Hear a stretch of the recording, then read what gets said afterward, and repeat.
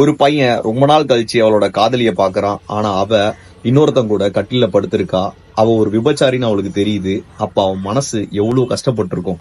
அவ ஒன்னும் பெரிய பணக்காரிலாம் கிடையாது. அவங்க அப்பா சாகுறப்போ வெறும் 180 ரூபா மட்டும் தான் அவங்களுக்கு சொத்தே வச்சுட்டு போயிருந்தாங்க.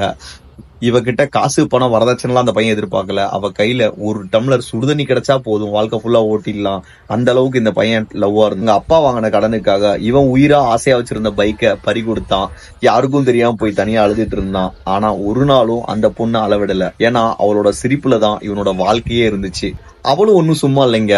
அவளுக்கு பிடிச்ச பிங்க் சுடிதாரு 1300 ரூபா இருக்கிறப்போ, ஆனா அவங்கிட்ட காசு இருக்காது. ட்ரெஸ் எடுக்கலாம் கஷ்டப்படுவான்னு தெரிஞ்சு அவளுக்கு பிடிக்காத ஒரு எல்லோ கலர் சுடிதார் 230 ரூபா தான் போட்டிருக்கு. அப்பா வாங்கி கொடுத்த மாதிரி இருக்குன்னு ஒரு பொய் சொல்லி சந்தோஷப்படுத்தி பாப்பான். உடம்பும் உரசறதுல என்னங்க சுகம் இருக்கு. அவனுக்காக சொன்ன அந்த சின்ன பொய்ல கிடைக்கிற சந்தோஷம் எவ்வளவு பெரிய விஷயம் தெரியுமா? சைக்கிள்ல போறப்போ அவ தோல் மேல கை போட்டு போறது, ஆட்டோல உட்கார்றப்போ தோல்ல சாஞ்சி படுத்துட்டு இருக்கிறது. இந்த பயணம் முடியவே கூடாது, வாழ்க்கை ஃபுல்லா இப்படியே போகணும்னு அந்த பையன் மனசுல போயிட்டு இருந்துச்சு. ஒருவேளை அவ என்ன விட்டு போயிட்டாலும் இந்த நினைவுகளோட நான் வாழ்ந்துட்டு செத்துறலாம், அந்த அளவுக்கு அவனுக்கு தோணுச்சு. கடைசியாக அந்த பொண்ணை இந்த நிலமையில பார்க்குறான்.